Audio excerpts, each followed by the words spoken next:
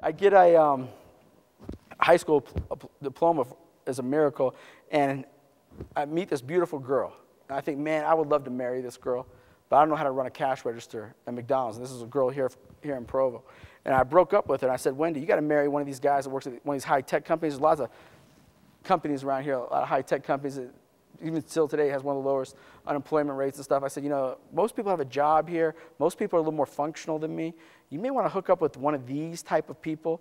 And I broke up with her because you say if you love someone, you're going to put them in a worse situation, right? You should probably set them free. So I thought I better set her free from the, you know, it might be fun on a date, but this is not going to be fun in a marriage, you know? And so I break up with her. She comes to me a couple days later. She says, you know what, Christian? I know you're learning disabled. I know you're dumb. I know you're lazy. I know you have an attitude problem. But she says, if you marry me, you never, ever have to get a job. I'll support you. I'll take care of you. I thought, this is the woman for me. You know, this homeboy ain't stupid. You know, that's a good deal. So I married her because I really did love her, not because I never had to work another day in my life. And so she takes the big risk. We get married, and she says to me, why don't you just apply to Utah Valley State College, a local community college? And I said, honey, they don't let kids like me into college. I mean, you kidding me? To go to college, what do we tell kids? What are the requirements to go to college in America? If you ask most kids in this country, what do you have to do to go to college? What are they going to tell you? You have to be smart. You have to take the SATs, right? ACTs. You have to have math to go to college. You have to have foreign language. Anybody hear this stuff? And so I apply to Utah Valley State College, and I get accepted. And I'm jumping up and down on the couch, and my wife's like, Christian, stop jumping on the couch. It's open enrollment. They let everybody in. And I said, what do you mean they let everybody in? She goes, well, I checked. All you had to do is have a high school diploma, a GED, and all D minuses. That was the requirement to go to college. So I get into Utah Valley State College, and I quickly have all Fs. And I said, honey, see, that's why they don't let people like me into college. And so I'm feeling pretty angry. I'm feeling pretty frustrated because I'm like, man, my grandmother put up the $700. I don't want to waste her $700. And another student changed my life. He said, Christian, listen, you get just as much credit with a D minus as you do with an A plus.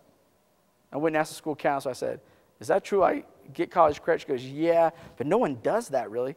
You won't be able to transfer. You won't be able to go to graduate school like that was my big concern. But she says, yeah, you know, you get college credit if you do those things. And so I'm like, okay, watch this. So I did 3 things. I went to every class, and I sat on the front row. It was my no-F game plan. Across the United States, we've shared this with now thousands of kids, these 3 things. And we've seen many kids go from failing all their classes to passing their classes. So it's my no-F game plan.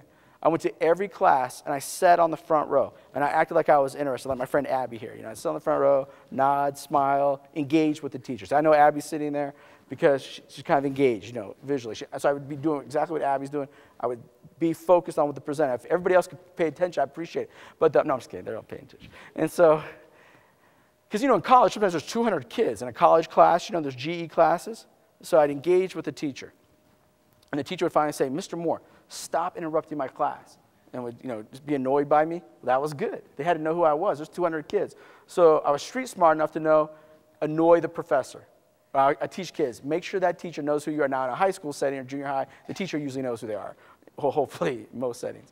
So I say, okay, look, sit on the front row and annoy the teacher, and then do all the homework assignments. I figured out if you went to every class, sat on the front row, engaged with the teacher, and did all the homework assignments, in about 70% of your classes, you can get a D minus. But in your other classes, you know, the other 30, 40% of classes, you have to do, you know, get all your points from tests. You have to pass tests. Well, I was in trouble in those classes.